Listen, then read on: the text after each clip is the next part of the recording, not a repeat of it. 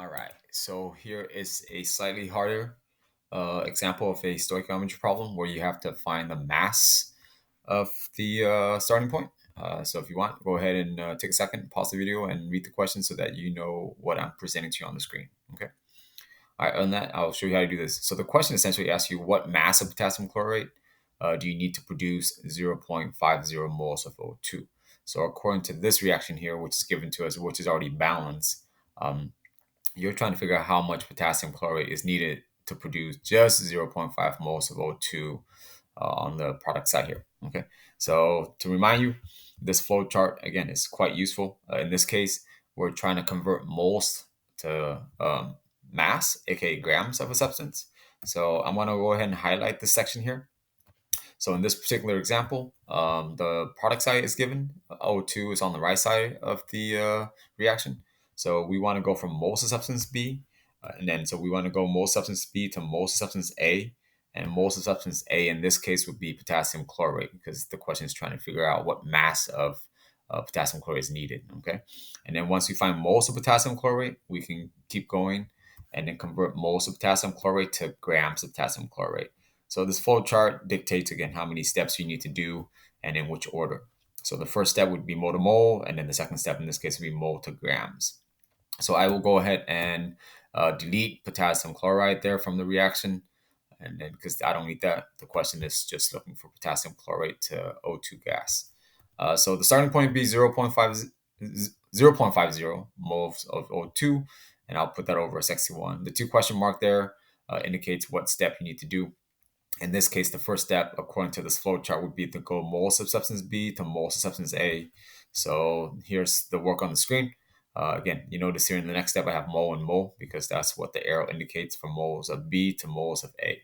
In this case, substance B would be oxygen, and then substance A would be potassium chlorate. All right. So other than that, the coefficients 2 and 3 comes from your balance equation, which is given to us in this particular example. The 2 is right there where the arrow's coming up, and then on the cursor in front of O2, there's a coefficient of 3, and that's going to go right there in the denominator. Moles of O2 and moles of O2 cancels out in this particular line, and then from there, we are almost done. Now that we have moles of potassium chlorate, we got to take it one step further. So we know moles. Now we got to take it from moles to grams of that same substance. And then hopefully you know by now how to find molar mass of a substance. Potassium chlorate is KClO3, and that molar mass is about 122.55 grams. So this is just to help you out. Potassium is 39.098. Again, depending on the periodic table your teacher gives you, that could slightly be different based on how many numbers are rounded to.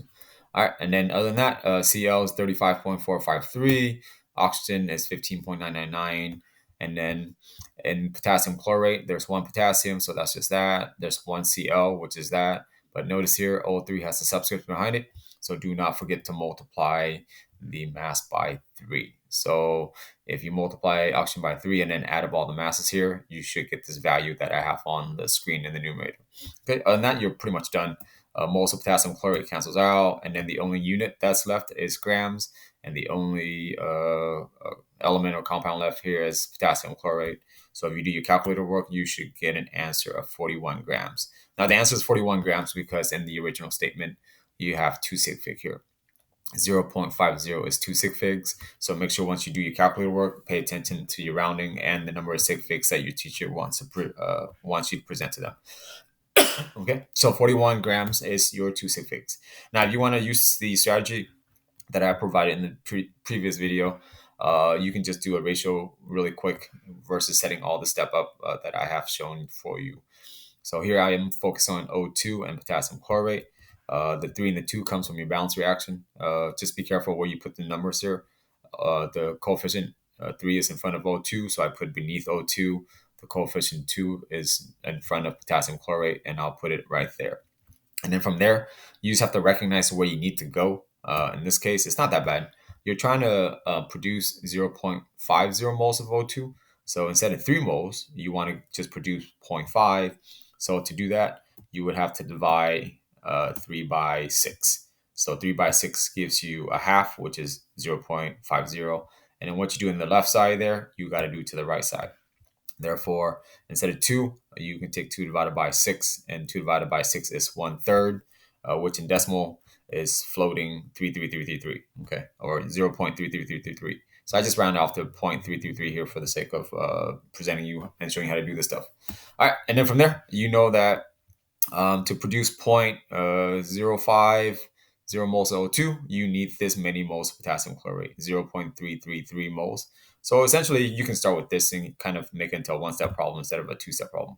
Um, so start with the moles of potassium chlorate, and then from there, you can just use the molar mass of potassium chlorate that I've shown you up in this step here where I'm circling with my cursor. And from there, you notice that moles of potassium chlorate in the numerator and the moles of potassium chlorate in the denominator will cancel out. Excuse me. And that'll just give you the same answer of 41 grams. Again, two sig figs here. Okay. So whichever strategy you use, hopefully pick one. Multiple choice stuff down here, quick assessment, and then formal stuff is presented to you at the top.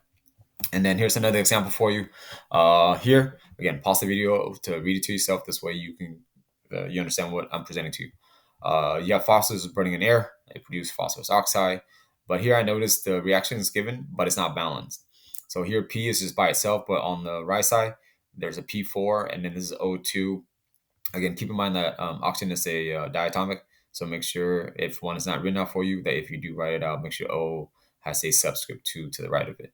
But then again, you notice right away that there's O2 and there's O10. That's not balanced in any way. So this one's pretty easy to balance. To balance the P, you would need a coefficient of 4 in front of P. That'll take care of the P. And then this is O2, but this is O10. So put a coefficient of 5 in front of O2. 5 times 2 would make it a 10. So this is what it looks like. Okay, so let's go ahead and move on. So part A asks you for the mass of phosphorus. So you notice here again, it's a little harder because it asks for mass, not moles. So we just have to do two steps. So you know that the moles of excuse me, phosphorus oxide is given to you. So start with that. Okay. So I went ahead and again take out oxygen here for the part A because I don't need that. It asks you for phosphorus, knowing the moles of phosphorus oxide. So your starting point would be 3.25 moles of phosphorus oxide. From here to here, we would go from mole to mole. And so here comes the work. You would have a ratio of 1 mole of phosphorus oxide for every moles of phosphorus. That's from the balance reaction. So if you watch the screen, the 4 is going to come on there in front of P, and that's where the mole to mole ratio is. And then there's no coefficient in front of P4O10, which is just a 1. And then the units cancels out. But you notice here, we're not done yet. We have moles of phosphorus now. So to convert moles of phosphorus to grams, we would just do molar mass. So for every 1 mole of phosphorus, there is 30.974 grams of phosphorus. And that just comes straight from the periodic table. So if you don't have a periodic table, there's the value for it. And that's it. You don't have to multiply anything for phosphorus in this case because it's just P by itself. Okay. And that calculator work, and you should get about 403 grams of phosphorus. Now, notice here, there are 3 sig figs because 3.25 moles of phosphorus oxide in the original statement is 3 sig figs. So pay attention to sig figs. So the answer would just be round off to 403 grams of phosphorus. And then part B asks what mass of oxygen is used in order to produce this many, or to react, with 0.489 moles of phosphorus. So here's P, it's going to react with oxygen to form phosphorus oxide. Okay, so not too bad. The starting point is given to you as 0.489 moles of phosphorus. So start with that. Okay. All right. And then from there, go from mole to mole. And then hopefully you recognize by now, once you have mole to mole, you can go from moles to mass simply by doing molar mass ratio. Okay. All right. Other than that, let's go ahead and convert this stuff real quick. You have 0.489 moles of P over SXC1 times it by 5 moles of O2. Again, here's the 5 coefficient in front of O2 from the balance reaction. And then the 4 is in front of P, so we just carry that down. And it's pretty consistent. So hopefully by now you kind of get the routine here, or the steps. Moles of P cancels out. You have moles of O2 cancels out. Okay. But you notice here the molar mass for O2. Don't forget to take the molar mass for oxygen and times it by 2 because it is O2.